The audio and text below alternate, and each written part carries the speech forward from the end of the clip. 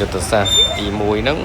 ដើម្បីឲ្យគាត់ខំរៀនខំអីហ្នឹងគឺយុទ្ធសាស្ត្រផ្លូវចិត្តក្មេងហ្នឹងអញ្ចឹងក្មេងម្នាក់អាស្រ័យទៅតាមពួកគាត់និងគ្រួសាររបស់គាត់ដែរអញ្ចឹងខ្ញុំជាឪពុកម្ដាយផ្ទាល់ហ្នឹងខ្ញុំសិក្សាពីអារម្មណ៍ផ្លូវចិត្តគាត់ថាគួរថាដឹកនាំគាត់របៀបម៉េចដើម្បីឲ្យគាត់ចង់រៀនហើយយើងត្រូវធ្វើរបៀបម៉េចអញ្ចឹងតើយើងសិក្សាជាក់ស្ដែងជាមួយគាត់ហើយនៅឲ្យចិត្តស្និទ្ធមួយគាត់យើងនឹងដឹងហើយថាគួរតែធ្វើយ៉ាងម៉េចដើម្បីឲ្យគាត់នឹង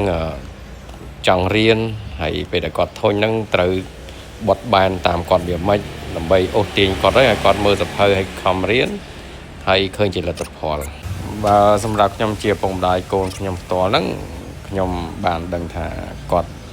ចង់បានលទ្ធផលភ្លាមនៅពេលដែលគាត់ធ្វើបានសម្រេចអ្វីមួយជោគជ័យអ្វីមួយឧទាហរណ៍ដូចជាគាត់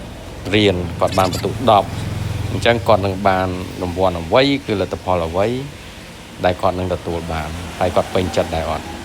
ដល់ពេលគាត់ពេញចិត្តគាត់នឹងបន្តការខិតខំទៀតដើម្បីទទួលបាននៅលទ្ធផលភ្លាមដែលតេតទៅនឹងការរៀនហ្នឹងលទ្ធផលរង្វាន់ទិន្នផលដែលគាត់ទទួលបានពីការខិតខំរបស់គាត់ហ្នឹងក៏យើងមិនធ្វើនៅលក្ខណៈដដែលឲ្យគាត់ចង់បានដែរអញ្ចឹងគាត់នឹងដឹងគាត់នឹងលេងខំអញ្ចឹងវីដេអូល្ងាចហ្នឹងខ្ញុំនឹងបង្ហាញលម្អិតមួយចំនួនដែលតេតទៅនៅលក្ខណៈគ្រឹះឲ្យគាត់ខំរៀននិងយកចិត្តទុកដាក់ក្នុងការសិក្សាការរៀនការសិក្សារបស់គាត់ហ្នឹងគឺធ្វើយ៉ាងណាឲ្យគាត់ចង់រៀនខ្លួនឯងគាត់ខំរៀនខ្លួនឯងដោយមិនមានសម្ពាធឬក៏កម្មខំពីឪពុកម្ដាយនោះទេដែលធ្វើឲ្យក្មេងបាក់